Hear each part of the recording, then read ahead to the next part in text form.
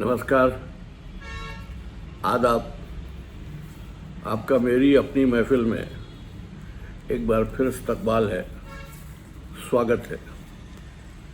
आजकल मैं आपको सुना रहा हूँ मोहतरमा मसरूर जहाँ साहिबा का नॉवेल ख़ज़ाओं से दूर। आज इसकी 7वीं किस्त। सुनिए, इसकी 7वीं किस्त। 2 हफ्ते दिल्ली में रहकर संजीदा रूमान के साथ लखनऊ लौट आई। चलते वक्त वो नफीसा से इतना ज़रूर कह आई थी कि रूमान के बीए करने के बाद वो गज़ल को ब्याह कर ले जाएंगी, जिसका जवाब नफीसा ने यही दिया था कि गज़ल आपकी है, जब दिल चाहे ले जाइएगा। यूँ बरसों पुरानी निस्बत की पुख्तगी हो गई थी। इस निस्बत के ज़िक्र पर संजीदा ने अनवर मियाँ को बहुत याद किया था और उन्हें याद करके रोई भी थी और उनके लिए दुआ भी मांगी थी कि वो जहाँ हों खुश और सेहतमंद हों। लखनऊ आकर रूमान सबसे पहले कमल के घर गया। कमल घर ही पर थी। बाबा भी मौजूद थे, लेकिन बिस्तर में लेटे थे। उन्हें कई रोज़ से बुखार भी आ रहा था। कैसी तबीयत है बाबा? रूमान ने उनकी पेशानी सहलाते हुए मोहब्बत आमेज़ लहजे में कहा। ठीक हूँ, ज़रा बुखार आ गया था। डॉक्टर साहब इलाज कर रहे हैं ना? हाँ, उन्हीं का इलाज है। तब तो आप सचमुच बड़ी जल्दी अच्छे हो जाएंगे। उनके हाथ में तो जादू है, जादू। मैं भी ना जाने कब तक पड़ा रहता। उनका हाथ लगा तो जल्दी से अच्छा हो गया। अच्छा लो भैया, ज़रा मुंह झूठा कर लो। खबर नहीं कब के घर से निकले हो, ज़रा सा मुंह निकल आया है। कमल ने प्यार भरे लहजे में कहा और थाली सामने रख दी। मिठाई, पूरी और हलवा था। दीदी, तुमको हमेशा मेरा मुंह ज़रा सा लगता है। ये क्यों नहीं कहती कि बहुत दिनों से मुझको देखा नहीं था, इसलिए दुलार आ रहा है? हाँ, बात भी यही है। कमल हंसने लगी। लाओ खा लूँ, भूख भी लग रही है। और बाबा को क्या मिलेगा? बाबा को तो चाय दूध मिल रहा है, तो फिर बाबा के लिए भी दूध ले आओ और तुम भी मेरे साथ बैठकर खाओ, वरना मैं भी नहीं खाऊंगा। कमल हंसती हुई किनारे बैठ गई। लो, मैं खा रही हूं। बाबा अभी दूध पी चुके हैं, अब नहीं पिएंगे। 10 मिनट के बाद दवा का टाइम हो जाएगा। कमल ने मिठाई का एक टुकड़ा उठा लिया और खाने लगी। रूमान ने खूब डटकर खाया। पूरी थाली साफ कर दी। कमल थाली उठा ले गई। हाथ धोकर रूमान ने साथ लाया हुआ पैकेट खोला और एक नर्म मुलायम रेशमी चादर बाबा को ओढ़ाते हुए बोला, बाबा, ये अम्मी ने आपके लिए भेजा है। बाबा ने चादर हाथ में लेकर देखा, खुश होकर बोले, अरे ये तो बड़ा कीमती है। अब बुढ़ापे में इसे ओढ़ते क्या अच्छा लगूंगा? ये तो आपको ओढ़ना ही पड़ेगा, वरना अम्मी खफा हो जाएंगी। अच्छा भाई, तब तो ओढ़ना ही पड़ेगा। और दीदी, तुम ज़रा इधर आओ। कमल साड़ी के पल्लू से हाथ पोंछती हुई आ गई। ये लो तुम्हारा सामान। क्या क्या उठा लाए? मैं क्यों उठा लाऊंगा? अम्मी ने भिजवाया है, लेकिन इसे संभाल कर रख दो, ब्याह के काम आएगा। हुश, कमल लजाकर बोली। बाबा हंसने लगे। खोल कर दिखा तो क्या क्या है। 2 साड़ियाँ हैं, 2 ब्लाउज पीस और एक सैडल।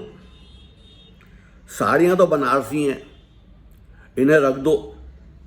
अरे नहीं बाबा, मैं तो मजाक कर रहा था।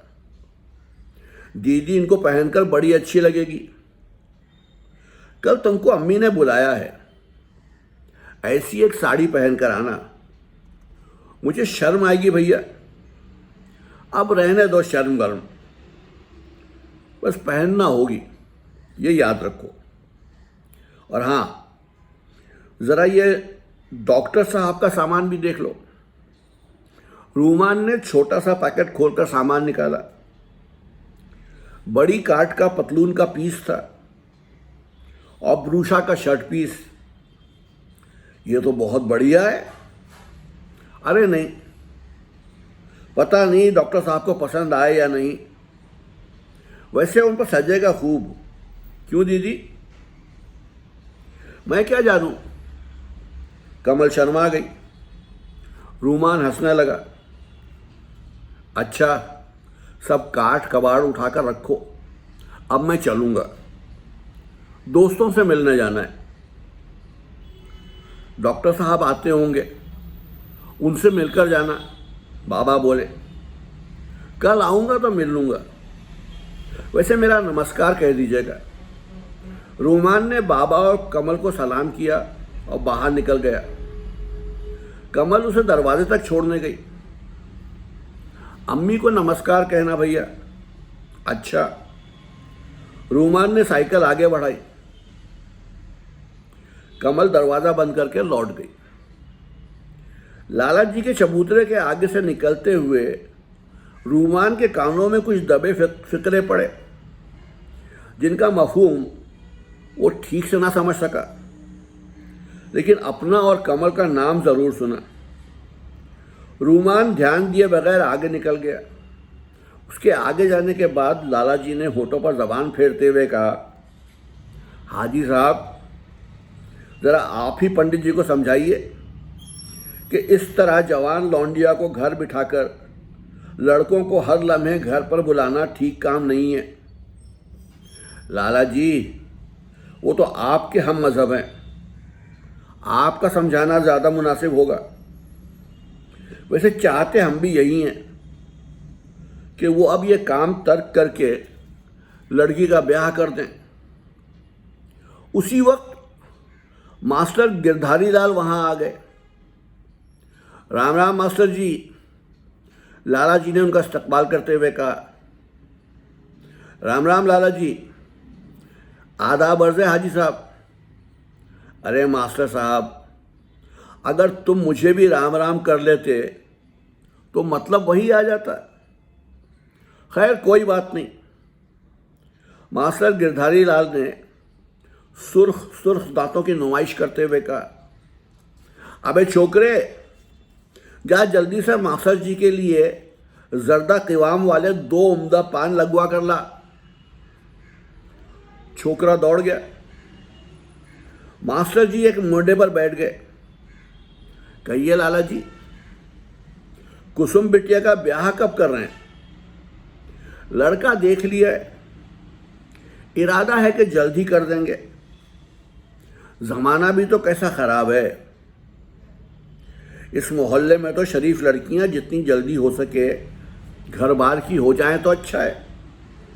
क्यों हाजी साहब, इस मोहल्ले की लड़कियों की आपको ज़्यादा चिंता क्यों है? क्योंकि अब इस मोहल्ले का माहौल ख़राब हो चला है। वो तो आपने सुना ही है कि एक मछली सारे जल को गंदा करती है, पर यहाँ तो ऐसी कोई मछली नहीं है। आप जैसे शरीफ लोग इन बातों को सोचना भी पाप समझते हैं, लेकिन हम यहाँ इस गद्दी पर बैठे बैठे सारे मोहल्ले के लक्षण देखा करते हैं। राम राम, क्या वक्त आ गया है। लाला जी ने तोंद सहलाते हुए कहा, आखिर बात क्या है हाजी साहब? मास्टर गिरधारी लाल उलझकर बोले, अब ये तो आप लाला जी से पूछिए। मैं तो अपनी ज़बान से अल्लाह रसूल की बातें करता हूँ। ऐसी बातें करके मुझे अपनी ज़बान नहीं ख़राब करना है। अरे मास्टर जी, चंद दिन की बात है, सबको मालूम हो जाएगा। ऐसी बातें छुपती कहाँ हैं। लाला जी ने जैसे सहम कर कहा, फिर भी कुछ तो मालूम हो, जरा इधर आइए। हाँ, वो पंडित जी हैं ना सामने वाले, उनके घर एक डॉक्टर और एक मुसलमान लड़के का बहुत आना जाना है। मेल मुलाकात होगी पंडित से। ऐसा किसका फालतू वक्त है, जब तक मतलब नहीं होता कोई किसी के घर नहीं जाता। हमारे आपके घर ना आ जाए, ऐसा किसका वक्त फालतू है, जब तक मतलब नहीं होता कोई किसी के घर नहीं जाता। हमारे घर ना आ जाए कोई, मजाल है भला। हाजी साहब के मुंह से कफ निकलने लगा। हाँ हाँ, कुछ मतलब रहा होगा। अरे भाई, मतलब क्या होता है? पंडित जी की कन्या जवान है और कुंवारी भी, बस सारा चक्कर इसका है। राम राम, एक पंडित की कन्या और मुसलमान लड़का। अरे क्या हिंदू क्या मुसलमान, यहाँ तो बहती गंगा से हाथ धोने वाले सभी हैं। क्या कोई और भी है? हाँ, दूसरी गली में रहता है, डॉक्टर चंद्र नाम है उसका भी। सॉरी, हाँ, दूसरी गली में रहता है, डॉक्टर चंद्र नाम है, उसका भी बड़ा आना जाना है। ये तो बड़ी बुरी खबर सुनाई आपने। मास्टर गिरधारी लाल सचमुच फिक्रमंद हो गए। अब आप ही कोई उपाय बताइए। आप लोग मोहल्ले के बुजुर्ग हैं, मैं क्या उपाय बता सकता हूं?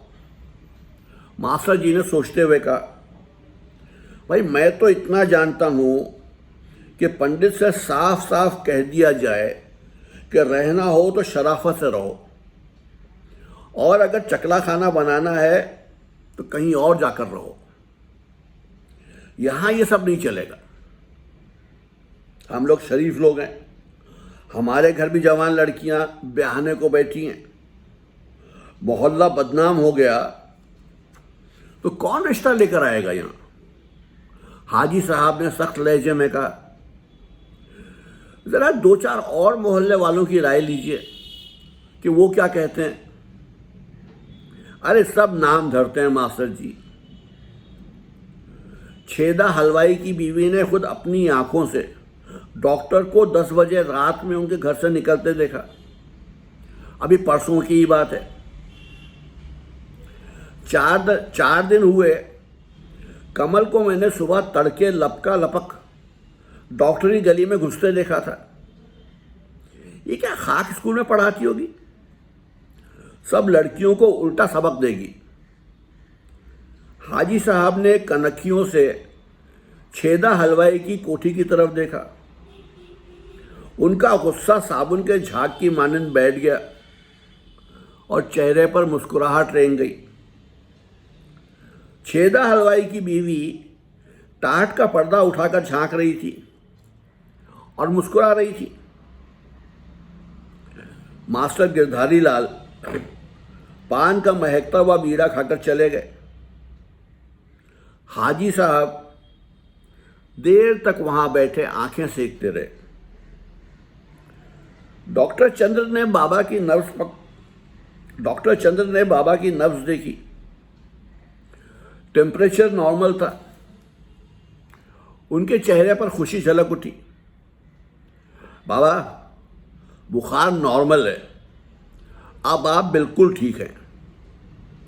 भगवान की दया और तुम्हारा प्रेम था जो इतनी जल्दी अच्छा हो गया, वरना बूढ़ा आदमी न जाने कब तक झेलता।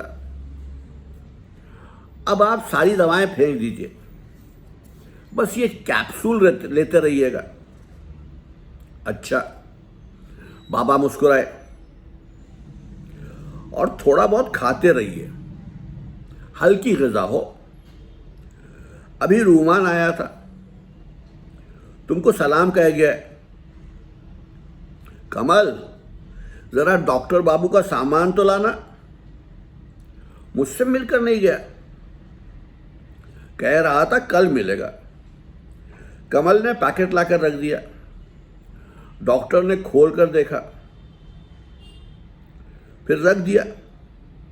अच्छा, अब मैं चलूंगा बाबा, डिस्पेंसरी पर मरीज इंतजार कर रहे होंगे।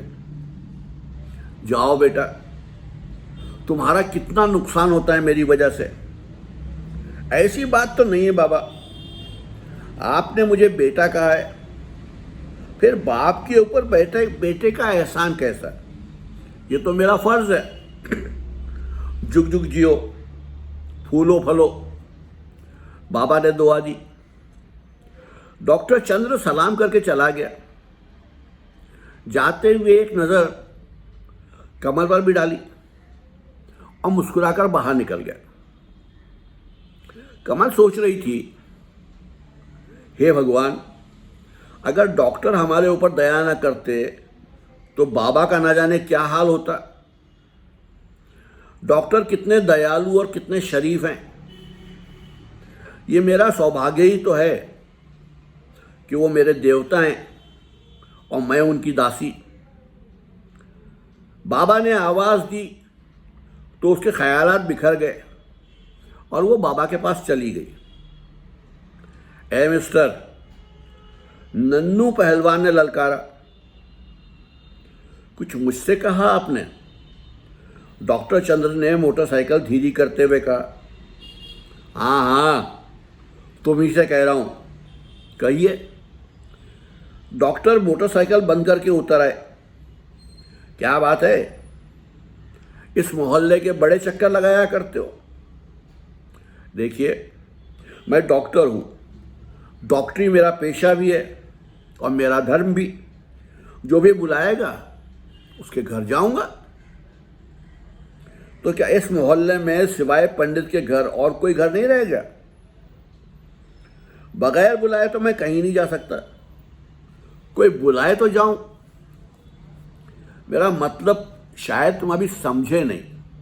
जी नहीं, तो कान खोलकर सुन लो।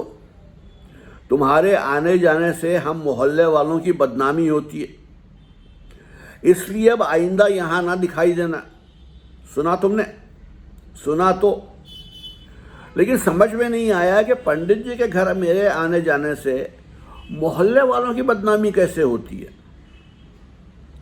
मैं मोहल्ले वालों के घर तो आता जाता नहीं। बस बस, ज्यादा चर्ब ज़बानी की जरूरत नहीं। चुपचाप अपना रास्ता नापो, आइंदा तुम्हारी मनहूस सूरत ना नजर आए, वरना अच्छा नहीं होगा।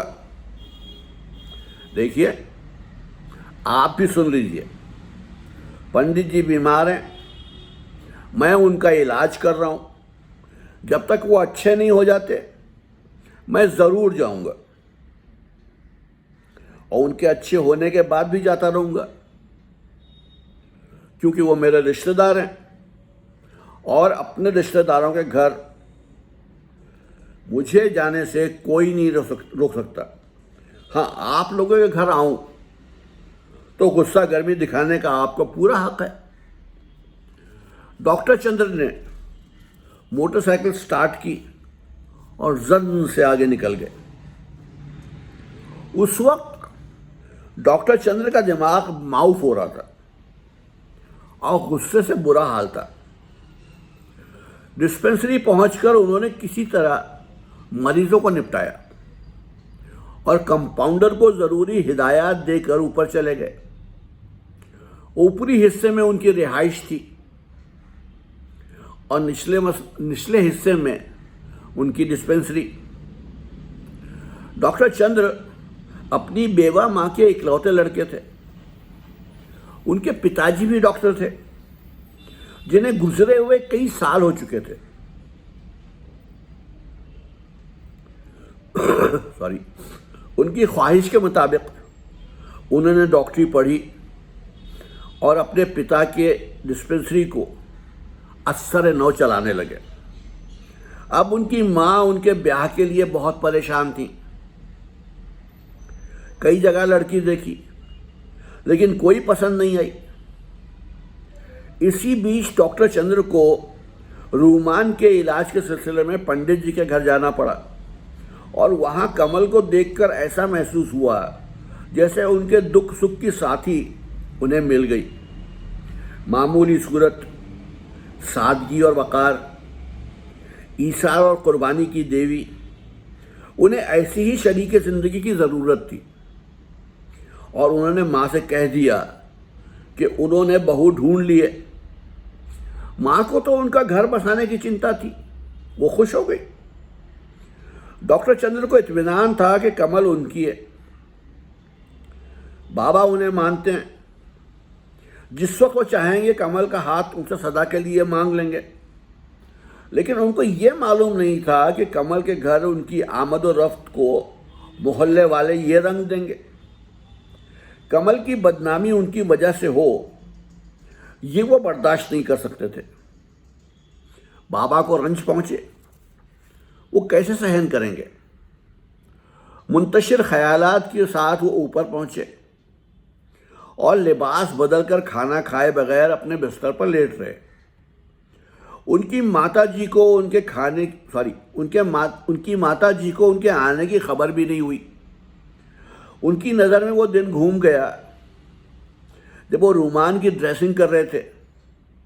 कमल वहाँ गर्म पानी लेकर आई थी और उन्होंने उसे पहली बार देखा था। उस वक्त वो उन्हें देवी की मानिंद पवित्र लगी थी, सीधी सादी, मासूम, दुनिया और संसार के छल कपट से दूर। और उसके बाद वो रोज़ 2 वक्त रूमान को देखने जाते रहे। जैसे जैसे वो कमल को देखते गए, उसके करीब होते गए। फिर जैसे उनके तासुरात को कमल ने उनके चेहरे पर न सिर्फ पढ़ लिया, बल्कि वो खुद भी उन्हें देवता मानकर उनकी पूजा करने लगी। वो दिन जब कमल ने उनके चरणों की धूल को मांग में भरकर उन्हें अपना पति स्वीकार कर लिया था।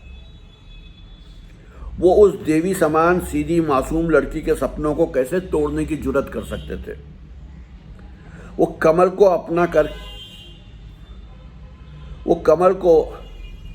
अपना करके ही जिंदा रह सकते हैं। वो कल ही अम्मा को बाबा के पास भेजेंगे और कमल को मांग लेंगे। और इस फैसले के बाद डॉक्टर का दिल हल्का हो गया। वो बिस्तर से उठकर माता के पास गए, उनसे लेकर खाना खाया। इधर उधर की बातों के बाद आराम करने चले गए। दरवाजे पर दस्तक सुनकर बाबा ने कमल को आवाज दी, देखना बेटी कौन है। कमल ने दरवाजा खोला। सामने एक मुअम्मर स्त्री खड़ी थी। सफेद धोती में वो उसे बड़ी अच्छी लगी, कुछ जानी पहचानी सी। अंदर आइए। कमल ने उन्हें नमस्कार करते हुए कहा। वो अंदर आ गई। बेटी तुम्हारे बाबा की तबीयत कैसी है? जी भगवान की कृपा से अब वो अच्छे हैं। कमल ने उनको पहचाना नहीं, लेकिन फिर भी उसका दिल न चाहा कि उनसे अजनबियत का बर्ताव करे। वो उन्हें लेकर बाबा के पास आई। उन्होंने बाबा को प्रणाम किया। नमस्ते बहन जी, इधर बैठिए। बाबा ने अखलाकन कहा, आपकी तबीयत ठीक है ना? जी हाँ, अब बिल्कुल ठीक है। भगवान भला करे डॉक्टर बाबू का, उनकी दवा से जल्दी अच्छा हो गया। हमारे लिए तो वो भगवान का अवतार हैं। क्या उसने आपसे कभी मेरे बारे में नहीं बताया भाई साहब? मैं उसकी माँ हूँ। धन्य भाग हमारे बहन जी, आप हमारे घर पधारी। बाबा खुश होकर बोले और कमल के लबों पर मीठी मीठी मुस्कुराहट खेलने लगी। अच्छा, तो ये हमारे देवता की पूज्य माता जी हैं। जब भी इतनी अपनी और प्यारी सी लग रही थी, कमल ने सोचा और झट रसोई में भाग गई ताकि उनकी कुछ सेवा कर सके। आज डॉक्टर बाबू आए नहीं, अच्छे तो हैं। हाँ अच्छा है वो। बहन जी कितनी भाग्यवान है आप कि भगवान ने आपको चंद्र जैसा बेटा दिया। भाई साहब वो हमारा ही नहीं, आपका भी तो बेटा है, वो भी आपकी बड़ी तारीफ करता है। ये उसकी लायकमंदी है। आज उसने मुझे आपके पास भेजा है, सौभाग्य हमारा, हम हर सेवा के लिए तैयार हैं। भाई साहब आप तो जानते ही हैं कि चंद्र हमारा एक ही बेटा है, वही हमारा संसार है, और उसकी इच्छा है कि आप उसे अपना दास बना लें, कमल को हमें दे दें। बाबा उठकर बैठ गए। बहन जी वो तो हमारा भगवान है, कमल कितनी खुशनसीब है कि चंद्र की दासी बनेगी और सारा जीवन वो आपकी और चंद्र की सेवा करेगी। हम तो ऐसा सोच भी नहीं सकते थे। बाबा मारे खुशी के रोने लगे। अरे अरे भाई साहब खुशी के मौके पर रोना कैसा? ये खुशी के आंसू हैं बहन जी। ऐसी खुशी जब इंसान को बिना मांगे सब कुछ मिल जाता है। कमल ट्रे में नाश्ते का सामान सजाकर ले आई। बहन जी जरा सा मुंह झूठा कर लें, हम इस काबिल कहाँ हैं कि आपकी खातिर कर सकें। ये सब तो बहुत है, आओ बेटी तुम भी आओ। उन्होंने कमल का हाथ थामकर करीबी बिठा लिया। कमल सर झुकाकर उनके पास बैठ गई। उसकी सादगी, शराफत, शर्म व हया को देखकर उन्होंने सोचा कि चंद्र का इंतखाब बुरा नहीं है। उनका घर संभालने के लिए ऐसी ही सुशील लड़की की ज़रूरत है। नाश्ते के बाद कमल बर्तन उठाकर ले गई। तो भाई साहब आप कब तक ये शुभ काम कर सकेंगे? बहन जी हमें करना ही क्या है, आपकी दासी है, जिस वक्त दिल चाहे ले जाइए। हम तो जल्दी करना चाहेंगे, जो आपकी आज्ञा हो। हम किसी शुभ दिन तिलक लेकर आ जाएंगे। फिलहाल शगुन के तौर पर यह स्वीकार कीजिए। बाबा ने अपना संदूकचा मंगवाकर 51 रुपये और एक सोने की अंगूठी डॉक्टर चंद्र की माँ को पेश की, जो उन्होंने ले ली और जाने की इजाज़त मांगी। कमल को जाते वक्त गले से लगाकर दुआएं दी। डॉक्टर चंद्र की माताजी चली गईं तो बाबा ने कमल को पास बुलाकर उसे सीने से लगा लिया। मेरी बेटी अब तेरे दुखों का खात्मा हो जाएगा। डॉक्टर चंद्र जैसा देवता समान पति पाना तेरी खुशनसीबी है। कमल शर्मा गई और वहाँ से खिसकने की सोचने लगी। आज तेरी माँ जिंदा होती तो किस कदर खुश होती, पर वो हमसे दूर है। पापियों ने उसे हमसे छीन लिया, फसादियों ने हमारा सुख चैन लूट लिया। बाबा की सिसकियाँ उभरी तो कमल उनसे लिपट गई। बाबा बेटी और दोनों बाप बेटी एक दूसरे से लिपट कर रो पड़े। डॉक्टर चंद्र की माताजी ने रिश्ता पक्का करने के रस्म के तौर पर एक अच्छी सी साड़ी, एक अंगूठी और 101 रुपया मिठाई के साथ बाबा के पास भिजवा दिया। बात पक्की हो गई। बाबा कुछ चलने फिरने लगे थे। इस हालत में वो संजीदा के पास गए। मिठाई का डब्बा देखकर उसे कमल के रिश्ते की खुशखबरी सुनाई। डॉक्टर चंद्र के साथ उसके रिश्ते की बात सुनकर संजीता बहुत खुश हुई। रूमान कॉलेज से आया तो संजीदा ने उसे भी खुशखबरी सुनाई। रूमान तो उसी वक्त कमल के पास भागा हुआ गया और जाते ही उसे गले से लिपट गया। दीदी, मेरी अच्छी दीदी। अरे ये क्या पागलपन है? पागलपन नहीं है, ये तो खुशी का इजहार है। मैं बाज आई तुम्हारी खुशी के इजहार से। ऐसा क्या मिल गया है? दूल्हा तुमको नहीं, मेरी दीदी को, और मुझे जीजा। हाय डॉक्टर साहब कितने अच्छे हैं, रूमान चहका। कमल शर्मा गई और रूमान वहाँ बैठा कई घंटे बातें करता रहा और खुशियाँ मनाता रहा। रक्षाबंधन का त्यौहार था। कमल ने उसे राखी बांधने के लिए बुला भेजा, लेकिन संजीदा की तबीयत कई दिन से खराब थी, इसलिए वो सारा दिन ना जा सका। शाम के करीब संजीदा ही ने इसरार करके उसे भेज दिया। रूमान ने साड़ी का पैकेट संभाला और कमल के घर जा पहुंचा।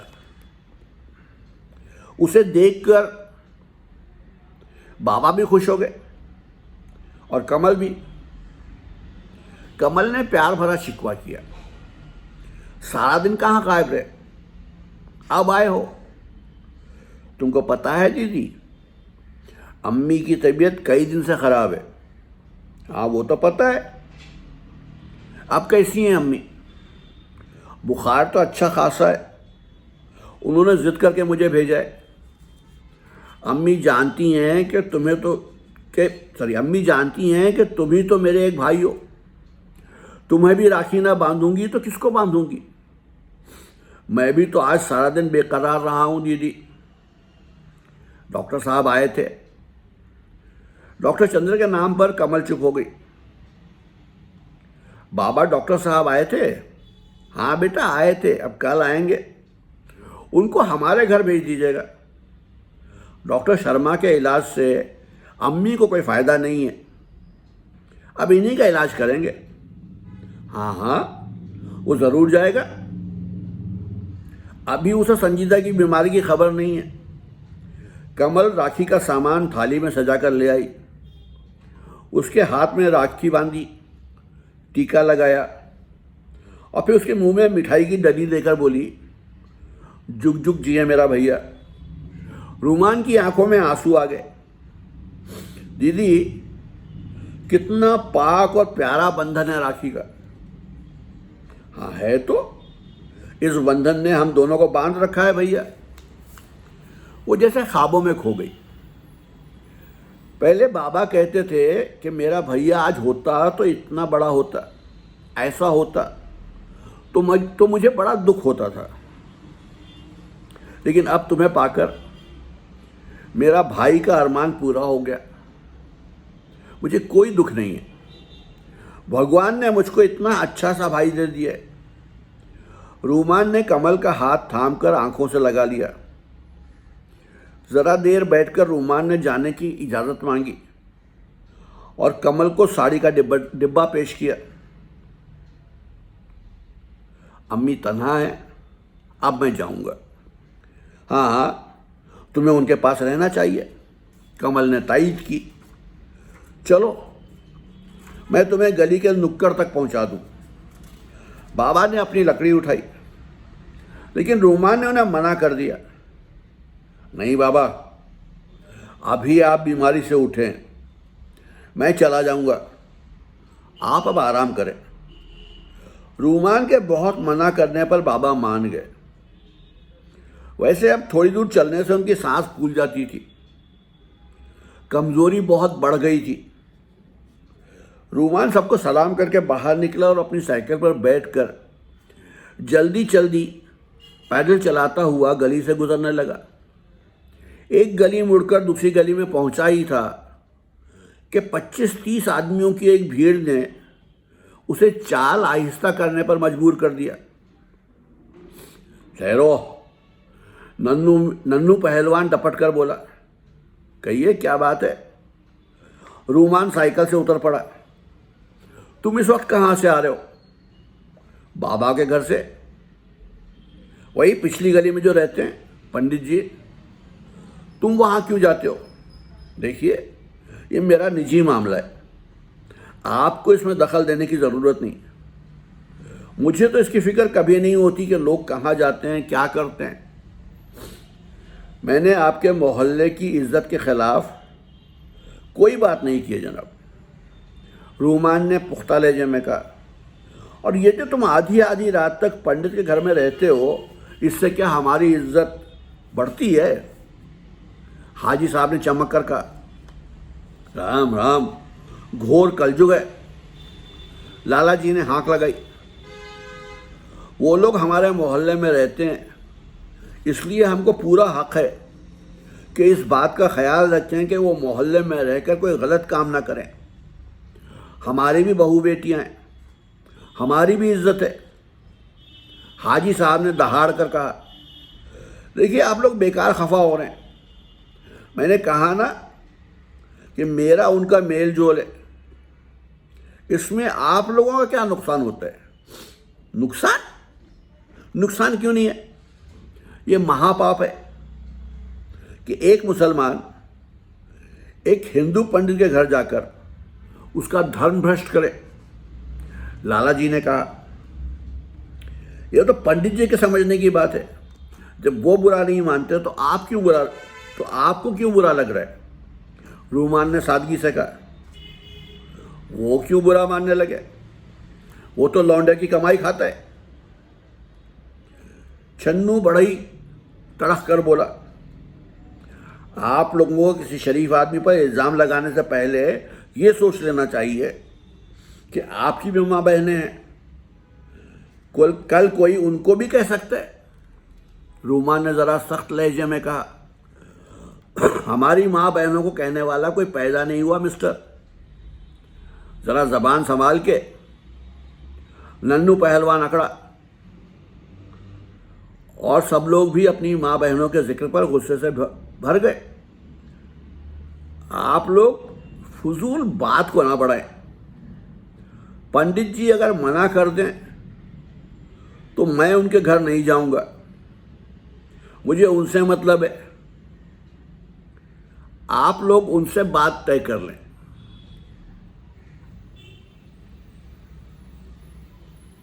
हाँ, बात ठीक है, कल तुम लोग पंडित से बात करना। आप जाइए, एक तालीम याफ्ता आदमी ने रूमान से कहा।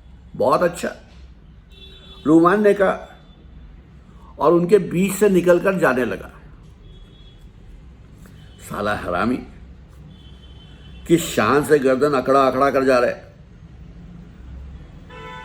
छन्नू ने जोर से कहा, बच गया ना?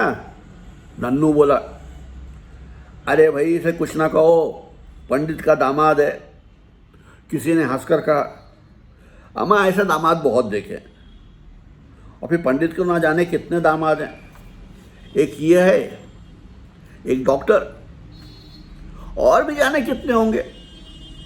किसी ने कहा लगाया, और जैसे रूमान के आग लग गई, वो एकदम रुक गया, साइकिल रखकर मुड़ा और दाहिने हाथ का तमाचा तड़ाक से उस आदमी के गाल पर पड़ा जिसने ये अल्फाज कहे थे। सारे मजमे में सन्नाटा छा गया। आप कहो, तुम क्या कह रहे थे? रिश्ते नाते जोड़ने से पहले सोच लिया करो। साले सुअर की औलाद, तेरी ये हिम्मत? वो रोमान की तरफ बढ़ा। हाँ, अगर तुम मेरी बहन और मेरे बाप को गाली दोगे तो उसका जवाब यही होगा। बहन? हाँ, उसने कहा लगाया, और रूमान ने उसका गरेबान पकड़कर झटका दिया और अपना दाहिना हाथ उसकी आंखों के सामने करके बोला, देखो ये राखी मुझे मेरी बहन कमल ने बांधी है। वो हिंदू है, मैं मुसलमान, लेकिन वो मेरी बहन है और मैंने राखी स्वीकार करके उसकी इज्जत की हिफाजत का अहद किया है, जिसे मैं अपनी जान देकर भी पूरा करूंगा। तुम लोगों की नापाक ज़बान से मेरी बहन के खिलाफ एक लफ्ज़ भी निकला तो यहाँ खून की नदियाँ बह जाएंगी। रूमान ने चीख कर कहा, साथ ही उस आदमी को झटका देकर छोड़ दिया। मजमा खामोश रह गया और रूमान अपनी साइकिल उठाकर चला गया। सब लोग अभी खामोश खड़े थे। इस वाक़े के बाद रूमान कई दिन कमल के घर नहीं गया। इस दौरान वो बेहद उदास रहा। संजीदा ने कई बार पूछा भी, लेकिन वो टाल गया। कई दिन के बाद एक दिन अचानक ही बाबा उसे मिल गए। उसने आंख बचाकर निकलना चाहा, लेकिन बाबा ने उसे देख लिया। मजबूरन वो रुक गया और उन्हें नमस्कार किया।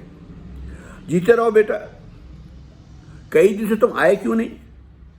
कोई बात नहीं बाबा, बस ऐसे ही फुर्सत नहीं मिली। अच्छा, इस वक्त तो फुर्सत है, चलो। कमल तुमको बहुत याद कर रही है। रूमान से इनकार ना बन पड़ा और वो बाबा के साथ चला गया। गली से गुजरते हुए उसने देखा कि लाला जी के चबूतरे पर कई बेफिक्रे बैठे हैं। लाला जी और हाजी साहब भी हैं, नन्नू पहलवान और छन्नू भी है, और भी कई हैं। वो सर झुकाकर बाबा के साथ आगे बढ़ गया। सब लोग खामोश बैठे रहे। बाबा के साथ रूमान को आते देखकर कमल खुश हो गई और हंसते हुए बोली, बाबा इसको कहाँ से पकड़ लाए? रास्ते में मिल गया। बाबा अपने पलक पर बैठते हुए बोले, अब बताओ इतने दिन कहाँ रहे? कमल ने शौकी से पूछा। बस ऐसे ही, तुम ना बताओ, लेकिन हमें सब मालूम है।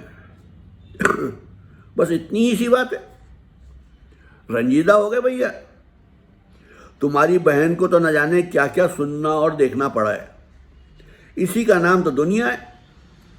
अच्छा उठो, तुम मुंह हाथ धो लो और जल्दी से हलवा खाने को तैयार हो जाओ। आज इतवार है ना, इसलिए मैं सोच रही थी कि आज तुम जरूर आओगे, इसलिए तुम्हारा मनपसंद चने की दाल का हलवा बनाया। रूमान की आंखों में आंसू देखकर कमल का दिल भर आया।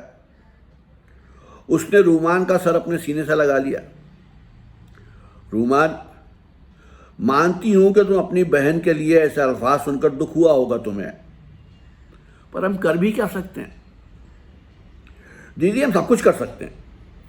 तुम ये मोहल्ला छोड़ दो, हमारे पास चल कर रहो, तब तो दुनिया वाले और ज्यादा कहेंगे भैया।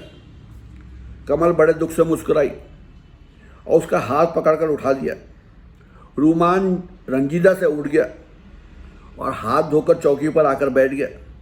कमल हलवा ले आई, साथ में चाय, पूरी और सब्जी भी थी। अब तुम सब कुछ भूलकर डटकर खा लो। बाबा आप भी आइए। बेटा तुम खाओ, मैं खा चुका हूं, बस चाय पीऊंगा। कमल ने उन्हें चाय दी और खुद भी एक कप चाय लेकर बैठ गई। रूमान नाश्ता करता रहा। बर्तन समेटकर कमल उसके पास आकर बैठ गई। अब बताओ उस दिन क्या हुआ था? तुम सुन तो चुकी हो दीदी, बार बार सुनकर तुमको दुख नहीं होगा? नहीं, मैंने इतना कुछ सुना है कि अब सारे एहसास खत्म हो चुके हैं। तुम बताओ क्या हुआ था? कमल के इसरार पर रूमान ने आहिस्ता आहिस्ता सब वाकया सुना दिया, जिसे सुनकर कमल बुत की तरह बैठी रही और बाबा भी खामोश सुनते रहे। रूमान ने बात खत्म की तो बाबा ने दुख भरे लहजे में कहा, इतने साल बीत गए, लेकिन इंसान आज भी वैसा ही जंगली है। वो आज भी तहजीब और इंसानियत के नाम पर कलंक है। 1947 से लेकर आज तक कितनी बार हिंदू मुस्लिम का सवाल उठा, कितनी बार फसाद हुए, कितना जानी और माली नुकसान हुआ, कितनी माँओं की गोदियां उजड़ी, कितनी बहनों और बेटियों का सुहाग उजड़ा, लेकिन इंसान को ना बदलना था ना बदला। 1947 का हिंदू मुस्लिम फसाद ताबूत में आखिरी कील साबित हुआ। इसका नतीजा यह है कि आज हर निगाह में नफरत है, हर दिल में ताज्जुब है। वो प्यार और मोहब्बत न जाने कहाँ गुम हो गए, जो कभी हिंदू मुसलमान की शान थे, उनकी इज्जत थे, उनका मान थे। महात्मा गांधी ने हिंदू मुस्लिम एकता के लिए अपनी जान दे दी, लेकिन किसी को अकल नहीं आई और शायद अब कभी ना आए। अंग्रेज ने दो भाइयों के दिलों में नफरत का जो बीज बो दिया है, वो अब सिर्फ एक पौधा ही नहीं बना है, बल्कि बढ़कर एक तनावर दरख्त बन गया है और उस नफरत की जड़ें दूर तक फैल चुकी हैं। ये वो जहर है जिसका तिर्याक शायद कभी ना मिले। बाबा ने रंजीदा लहजे में कहा, इस फसाद की भेंट हमारी माता जी और हमारा भैया चढ़ गया। आज वो लोग जिंदा होते तो हमारा घर इतना अकेला ना होता और न किसी को कुछ कहने की हिम्मत होती, न हमारे घर आने वालों का अपमान होता। कमल ने भर्राई हुई आवाज़ में कहा, इसलिए मैंने यहाँ आना बंद कर दिया था दीदी। ये बात मैं कैसे सहन कर सकता हूँ कि कोई हमारे पाक रिश्ते को बदनाम करे, हमारी पाक मोहब्बत और साफ नीयत पर कीचड़ उछाला जाए। बेटा, संसार इसी का नाम है। यहाँ तो सीता और मरियम को भी नहीं बख्शा गया। बाबा ने शाकी लहजे में कहा, डॉक्टर साहब कैसे हैं? अच्छे हैं, वो भी कुछ रोज से कम आते हैं। अब आप जल्दी से दीदी की शादी कर दीजिए बाबा, सारी गंदी जबानें आप ही बंद हो जाएंगी। ये तो डॉक्टर बाबू और उनकी माता जी पे, जब वो ठीक समझेंगे तारीख पक्की कर देंगे। मुझे तो अपनी दीदी के ब्याह का इंतज़ार है। कमल शर्मा कर वहाँ से हट गई। बाबा, दीदी की शादी हमारे घर से करना। अच्छा। बाबा खुश होकर बोले, तो दीदी अब इजाज़त है, मैं चलूँ? हाँ हाँ, इजाज़त है। कमल वहाँ आ गई। बाबा भी रूमान के साथ ही खड़े हो गए और रूमान कमल को सलाम करके बाबा के साथ बाहर आ गया। उसे कुछ दूर पहुंचाकर बाबा लौट आए। तो ये थी ख़ज़ाओं से दूर की आज की किस्त। कल फिर आऊँगा, आपको अगली किस्त सुनाऊँगा। तब तक के लिए इजाज़त दीजिए। आदाब।